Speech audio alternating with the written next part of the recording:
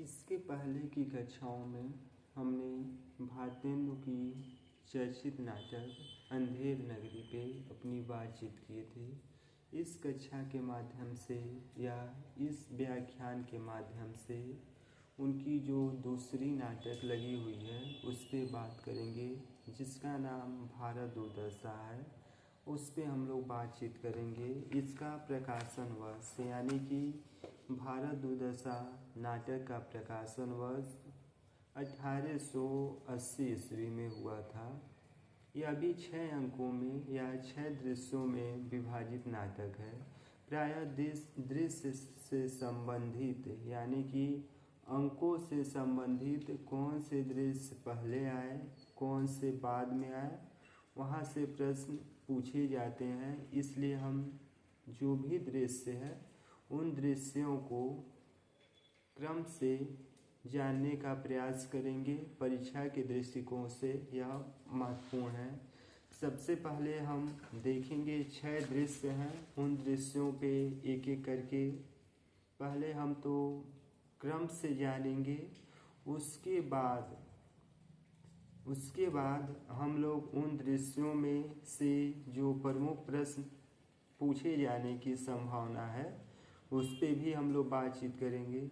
तो भारत दुर्दशा नाटक, जिसका प्रकाशन वर्ष 1880 ईस्वी में हुआ, इसमें 6 दृश्य हैं। 6 दृश्यों का क्रम इस प्रकार है। पहला जो दृश्य है उसे प्रायः बीथी कहा गया है, यानी कि पहला जो दृश्य है उसे बीथी कहा गया है। दूसरा दृश्य जिसका नाम शमशान है, जहाँ टूटे फूटे मंदिर एवं अन्य जानवरों के हड्डी हैं। तीसरा जो दृश्य है या अंक है वह मैदान। चौथा जो दृश्य है वह कमरा।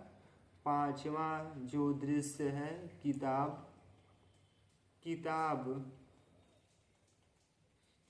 जहाँ रखा है यानी कि किताब खाना। जो 6वां दृश्य है वह गंभीर वन का मध्य भाग है।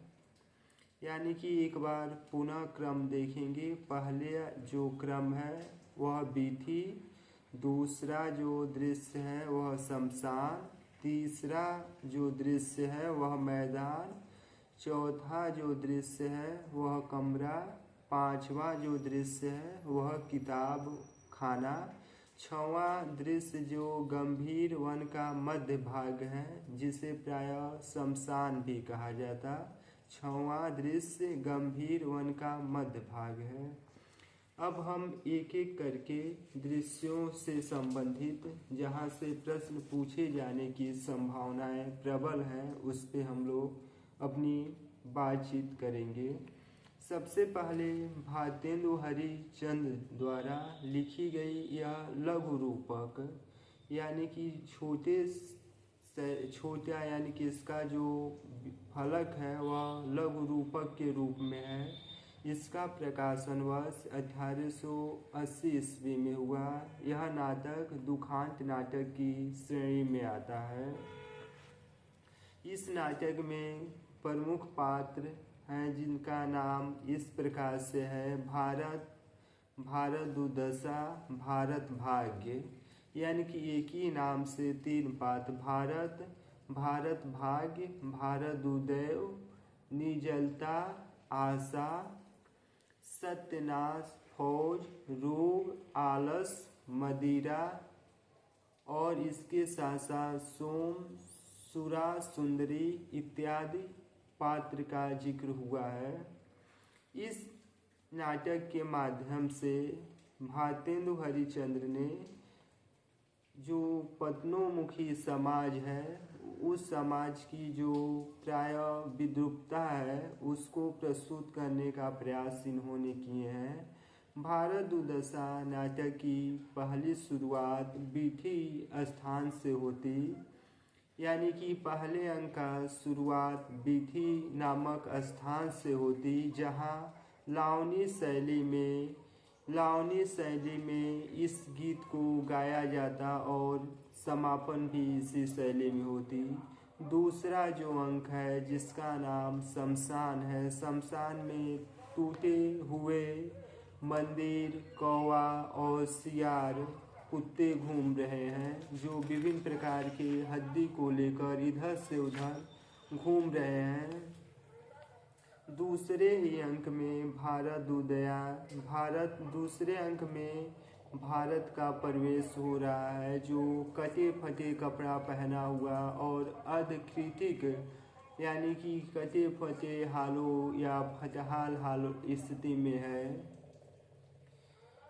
दूसरे अंक में देखा जाए तो प्रायः कुछ विगत वर्षों से प्रश्न पूछे जा रहे हैं कि किस अंक में कौन से पात्र का प्रवेश हुआ। तो सबसे पहले हम उन पात्रों का किन अंकों में प्रवेश हो रहा उस पे हम लोग पहले अपनी बातचीत करेंगे। तो सबसे पहले हम देख रहे हैं कि इस क्रम में यानी कि इस नाटक में जो भी पात्र आ रहे हैं उन पात्रों का आने का क्रम सबसे पहले योगी, उसके बाद भारत, उसके बाद निर्जलता, उसके उपरांत आशा और आशा के बाद भारत उदय, उसके बाद सत्य नायक फौज, रोग, आलस, मदिरा, अंधकार, दिसलाइट।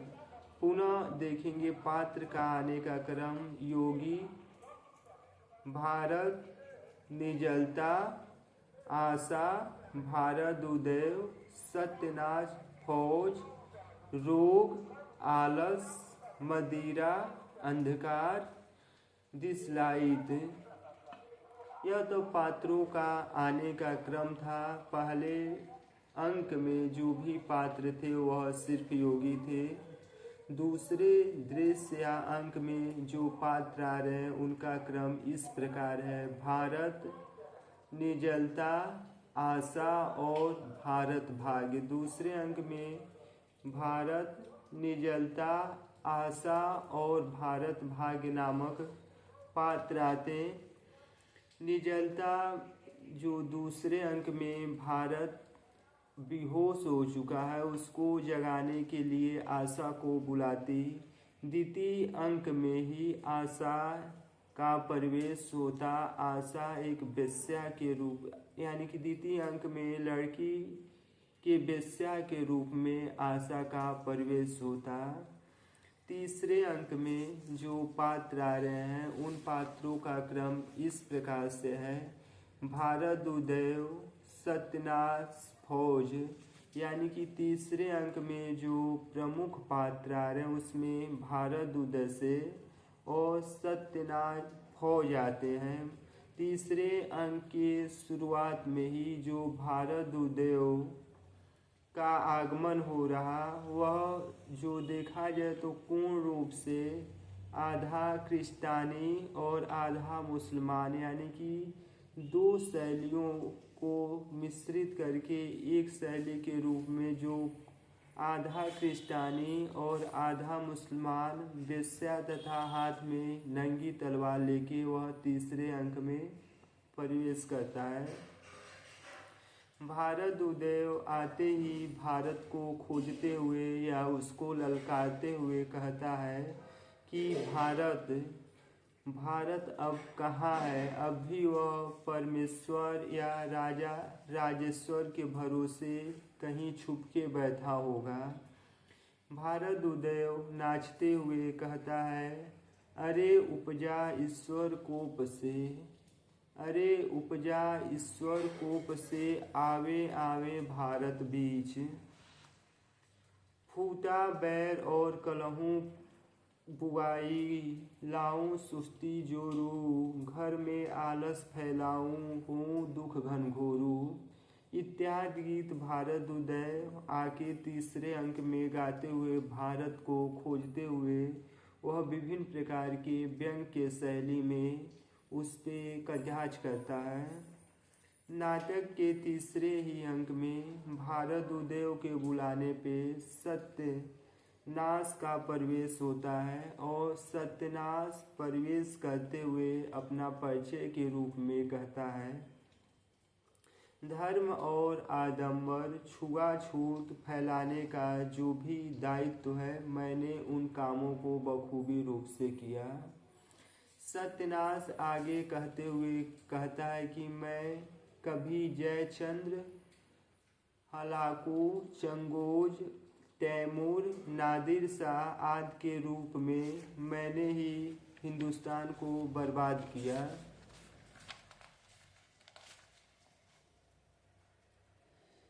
सत्यनाश संतोष के बारे में कहता है कि जो भी प्रजा है वह संतोषम परम सुखम, यानी कि संतोष के कारण वह बिना भोजन किए या अभावपूर्ण जीवन यापन कर सकती है। भारत का शास्य नामक जो फौज है उसको समाप्त करने के लिए सत्यनाश फौज ने कीड़ा, तद्दी, आलस, रोग, अनेक प्रकार के जो सेना है उसको उसने भारत में हमला करने के लिए, यानी कि भारत के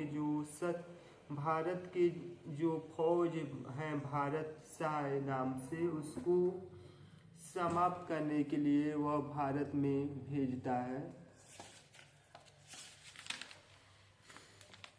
चौथे अंक का शुरुआत देखा जाए तो कमरा से होता है और चौथे अंक में आने वाले पात्र के रूप में रोग, आलस, मदिरा, अंधकार, यानी कि चौथे दृश्य में जो प्रमुख पात्र आ रहे हैं वो उस पात्र में रोग, अंधकार, मदिरा और आलस, यह चार पात्र मुख्य रूप से चौथे दृश्य में आ रहे हैं।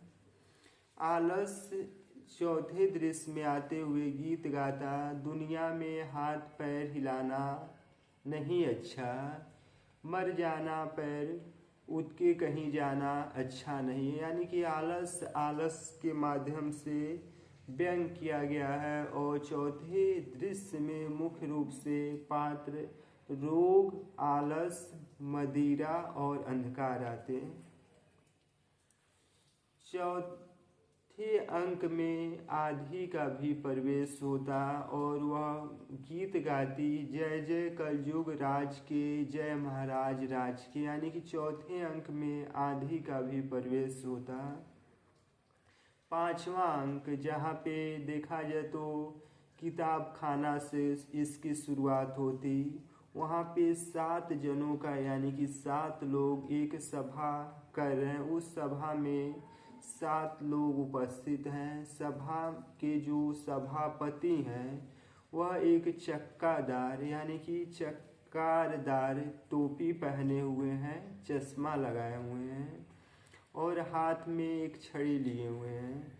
बाकी जो 6 लोग सभा के बचे उनमें से एक बंगाली, एक महाराष्ट्री और एक अखबार हाथ में लिए हुए एडिटर, एक कवि और 2 देसी महाशय हैं, यानी कि बंगाल, महाराष्ट्र, कवि, एडिटर और 2 देसी वहाँ पे उपस्थित हैं। 7 लोगों की यह सभा है। पांचवें अंक में जो प्रमुख पात्र है उस पात्र में दिसलाइट का आगमन होता, जो प्रायः भारतेंदु की जो कवि वचन सुधा नामक पत्र है, दिसलाइट के माध्यम से जिक्र किया गया है कि दिसलाइत्री सरकार के विरुद्ध बात करे सभापति एवं साथियों को पकड़ने आता। और उसी के माध्यम से पांचवें अंक में प्रायः जो कवि वचन सुधा नामक पत्र जो प्रकाशन होने के बाद उस पे सरकार के दौरान रोक लगा दी गई थी, उस पे बातचीत की गई है दिसलाइट्री के माध्यम से। और सभा को पकड़ने के लिए दिसलाइट्री वहाँ पे आता है। इस प्रकार से 6वें दृश्य का समाप्त होता। 7वां दृश्य की शुरुआत होने से पहले जो सभा के सभापति हैं वह पूछते हैं कि किस उद्देश्य से या किस अधिकार की वजह से उनकी जो सभा चल रही थी उसको बंद करने या रोक लगाने का अमल किया गया। तो वह दिसलाइत्री कहता कि इंग्लिश पॉलिसी एक्ट के अनुसार जो भी सभाएं चल रही हैं उसको दमन करने या पकड़ने का अधिकार उसके पास है। जो 6वां अंक है जिसे वन मध्यभाग के नाम से भी जाना जाता है, यानी कि 6वें अंक में प्राय चर्चा होती वहाँ भारत भाग्य, जहाँ 6ठे अंक की शुरुआत गंभीर वन मध्य भाग से होता है, जहाँ भारत एक वृक्ष के नीचे अचेतन अवस्था में पड़ा हुआ है और भारत भाग्य उसे जगाने का बार बार प्रयास करता है। वह बार बार प्रयास करने के बाद भी विभिन्न प्रकार की जो पौराणिक कथा है, कभी अर्जुन, कभी कृष्ण, कभी नकुल, विभिन्न लोगों के दौरान वह जगाने का प्रयास करता, लेकिन सफल न होने के बाद वह तलवार से अपने को आत्महत्या कर लेता और यहीं पे यह नाटक समाप्त हो जाती। कुछ प्रमुख लाइनें हैं जो परीक्षा के दृष्टिकोण से महत्वपूर्ण हैं, उसको हम लोग जानने का प्रयास करेंगे।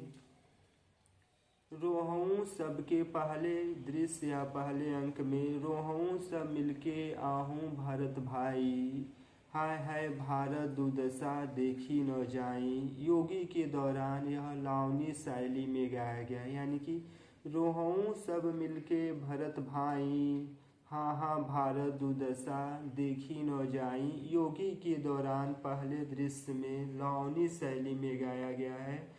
और इसके बाद अंग्रेज राज सुख राज सजे सब भारी, पैधन विदेश चली जाती अतिखारी। योगी के ही दौरान पहले अंक में प्राय सावनी शैली में यह गीत गाया गया है।